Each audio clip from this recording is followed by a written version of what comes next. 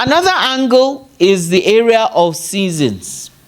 We need to understand that God created seasons. In Genesis chapter 1:14, he broke time up into little tranches. The trajectory of time is eternity. However, God took it and broke it down. And he said, let there be lights in the firmament of the heavens to divide the day from the night. And let them be for signs and seasons and for days and years. So you can see, God has trunched up eternity right there. He's broken it into pieces. But he says the basic measurement is day and night. Day and night gives us 24 hours. Then we put together anything between 28 and 31 days, and we have the lunar months. Okay? And then you put a couple of months together, you put 12 months together. At the end of 12 months, you end up with the period of 1 year. Now, within that 1 year, you will find different seasons. There will be the winter season. Then after winter comes the autumn season. After autumn comes let's start again. There'll be the winter season. After winter comes the spring. After spring, you get your summer. And after summer, you get autumn. Once you've done the 4, you start all over again. So when you see a season show up, that is God saying, expect something new. Some new things are happening. I work with seasons. So when God works with seasons, it's very important for us to identify what season God is in. So that when you know what season God is in, you'll be able to align yourself with the season of God. And you don't work against the season. I explain it very simply like this. I say, when there are waves, the surfer will take his surfboard and roll with the wave.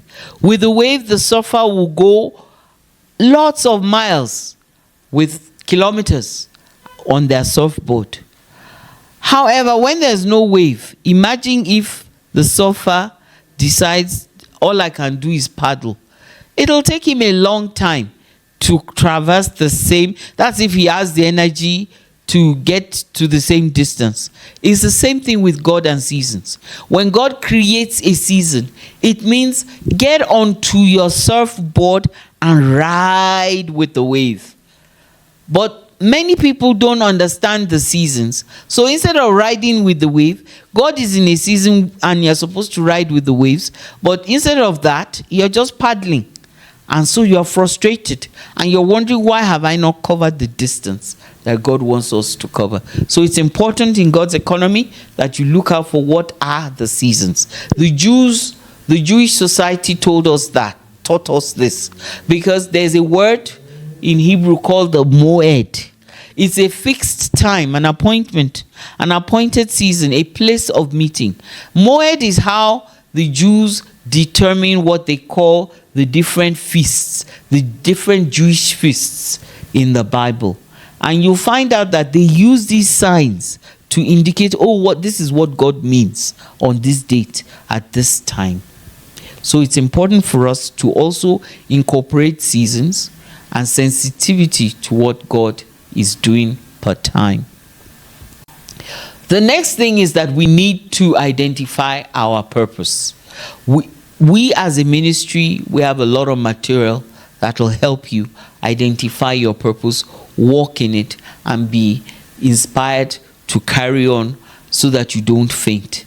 But let me tell you, Jeremiah chapter 1 verse 5, this is where God showcased to us that everybody has a purpose. Everyone has an assignment.